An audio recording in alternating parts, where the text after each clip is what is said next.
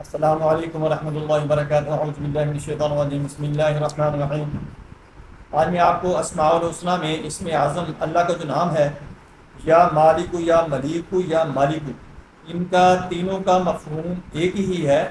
اس کی افادیت، اس کی خصوصیت، اس کا وظیفہ بتاؤں گا۔ پہلے سب سے میں آپ کو بتاتا ہوں کہ اس کے معنی کیا ہے۔ اس کے معنی ہے بادشاہ حقیقی، خاصیت اس کی جمالی ہے، طبع اس کی یعنی مزاج اس کا جو ہے گرم آبی ہے، برج اس کا اسد ہے، جن مجیوش ستارہ عطارد ہے، موکل رمائل ہے۔ خاصیت اس کی جو ہے وہ یہ ہے کہ مگر یہ اسم بہت سریع الاجابت ہیں، مگر ان میں سے کسی اسم کو 8100 مرتبہ پڑھ کر جو دعا مانگے قبول ہو۔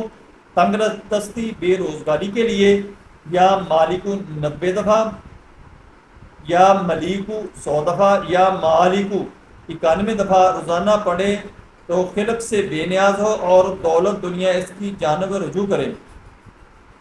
اگر اس اسم قدوس سے ملا کر پڑھے یعنی الملک القدوس، تو اگر صاحب ملک یعنی صاحب عزت اقبال ہو، یا کاروبار اور ملازمت یا عہدے پر فائد ہو، تو مولا تعالیٰ اس کے ملک یعنی نسب کو قائم و دائم رکھے اور عزت و حرمت ملے۔